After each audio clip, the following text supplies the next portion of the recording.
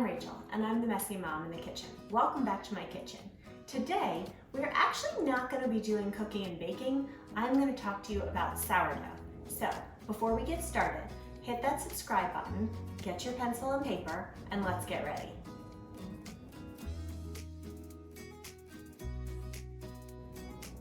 All right, now, the first thing we're going to do is make sure we have everything set up. I like to use filtered water, so I have my Brita right here. I have some all-purpose flour.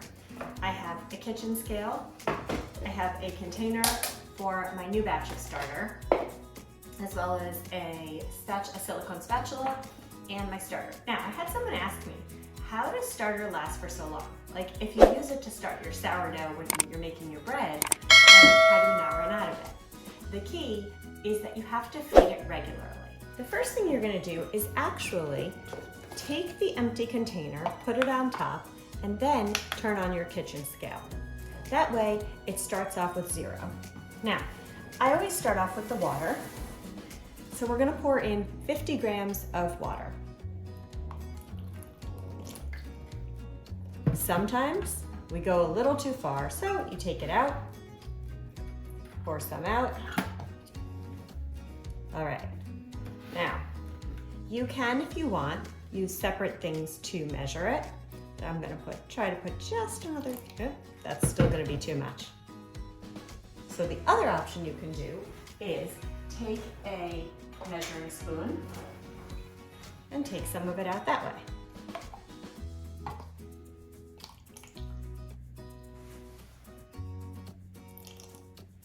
One trick that I have found is if you press down on the scale and then lift up, sometimes it measures it a little bit better.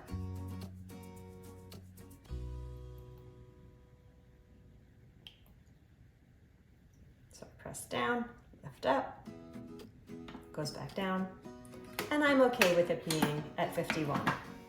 The next thing I'm going to do is the flour. And I just use King Arthur's all-purpose. I really like King Arthur's because it has a high protein count in there, which is important for feeding the sourdough.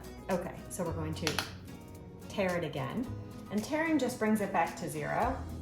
Okay, now because we already have water in there, we have to do this slowly. So I'm gonna put some in. I see that it's only a 25. So I'm gonna try and go a little more, but then I wait. Oops. Okay, again, push down, let go. We're at 45, so let's do a little bit more.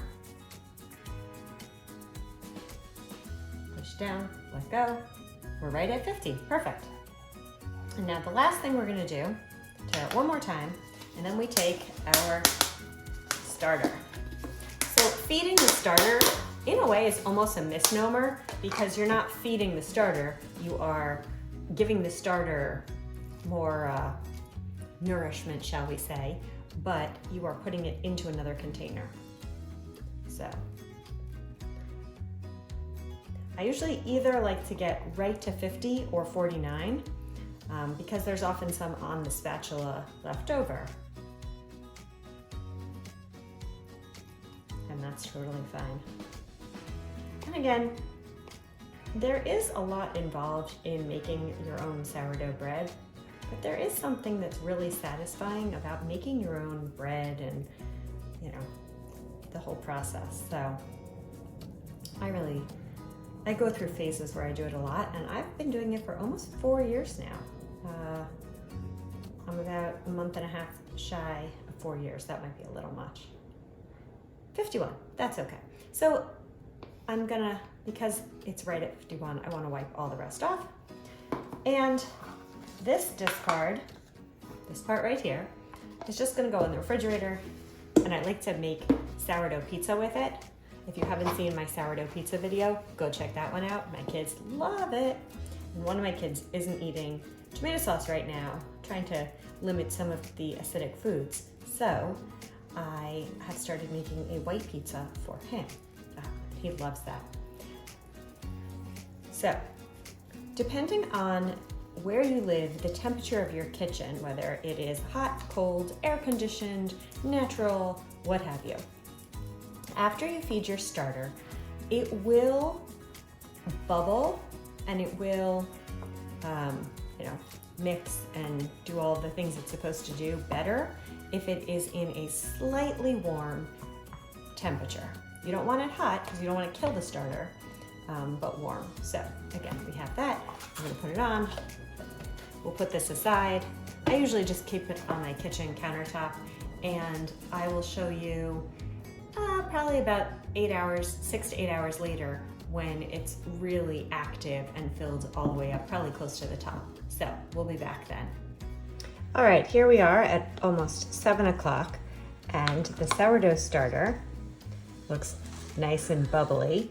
And when you look at the side, you can see just how the fermenting process is working. And I'm gonna leave this here overnight. Tomorrow morning, I'll feed it again. And depending on how soon you're gonna use it, depends on how active you want it to be and how often you wanna feed it. So if it's just something you wanna keep for a while, you can easily just feed it once a week, put it in the fridge, and let it go. If you're gonna be using it, maybe you feed it every 8 hours, or in the morning, and then again at night. This all comes from a starter that I received in January of 2020.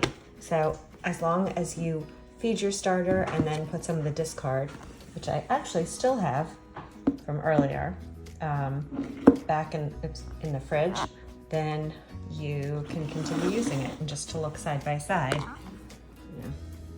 you see how high it gets. I hope you've enjoyed watching this. I hope you learned something. If you enjoyed it, please like it and comment below, subscribe, and share it with everyone you know. And as always, thank you for watching. I'm Rachel. I'm the Messy Mom in the Kitchen. See you next time.